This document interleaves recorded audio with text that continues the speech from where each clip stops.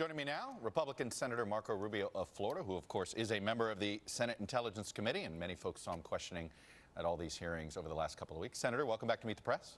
Thanks, Chuck.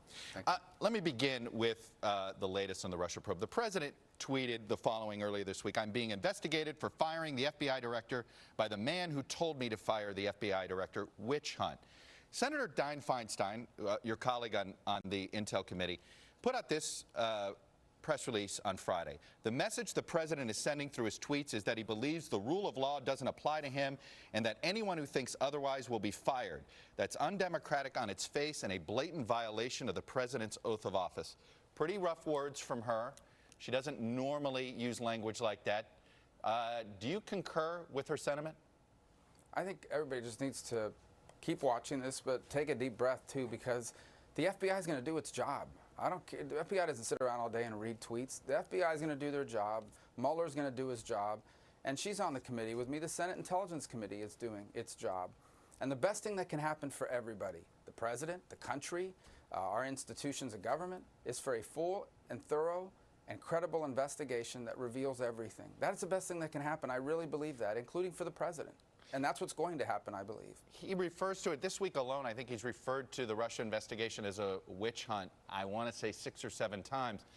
That's not embracing the investigation, and that's not adding to the credibility of the investigation. That seems to be an attempt to undermine the credibility of the investigation. Does that concern you? Well, one thing we've learned, I think, from the testimony of multiple people now is the president's pretty fired up about this, okay? He, from every pronouncement we have seen, feels very strongly that he did nothing wrong, and he wants people to say that because he feels very strongly about it. I don't think that's a mystery, and he is expressing himself in that way. That said, that in no way is going to impede any of this work from continuing. It's going to happen. Now, you've never seen a single member of law enforcement or the administration come forward and say anything different. This is going to move forward. We're going to get the full truth out there. And I repeat, I believe that is the best thing that can happen for the president and for this administration, is for everything to come out, and I believe that it will. So you don't believe these tweets are intended to send a warning to either Special Counsel Mueller or to the Deputy Attorney General Rod Rosenstein? Well, you know, I have no basis on which to make a decision on what his intent is. I can tell you what its impact is. Right. And I can also tell you that what the president, I don't think it's any mystery. He feels pretty strongly about the fact that he did nothing wrong, and he has tried to get multiple people to say that publicly because they've told him that apparently in private, and so he wants them to say it publicly. But that in no way is going to impede the work. The work is moving forward.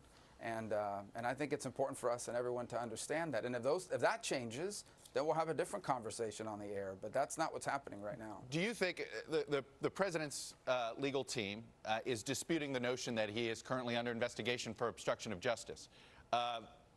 Do you think it would be appropriate for the special counsel at this point, considering the confusion behind the firing of the FBI director? Do you think it'd be appropriate if he were investigating the president on this? He's not. An investigation doesn't mean guilt. An investigation simply means investigating. Do you think it's an appropriate investigation? Well, first, you said it doesn't mean guilt. Just to understand, a lot of times that's how it's portrayed.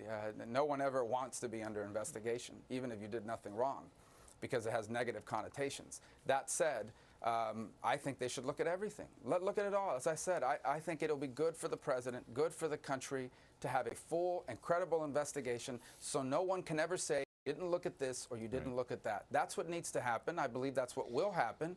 And the result of that will be good for America, so that we can move on to take on some of the other important issues that are confronting us. There has been some concern, I think, and by some of your colleagues, that the administration doesn't take this very seriously, what Russia did. I want to play for you a response from the Attorney General earlier this week that was quite stunning. Here it is. I know nothing but what I've read in the paper. I've never received any detailed briefing on how hacking occurred or how information was alleged to have influenced the campaign.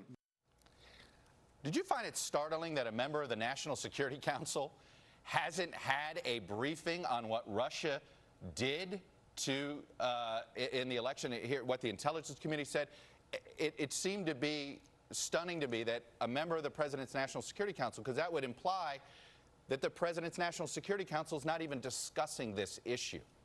Well, let me say to you this.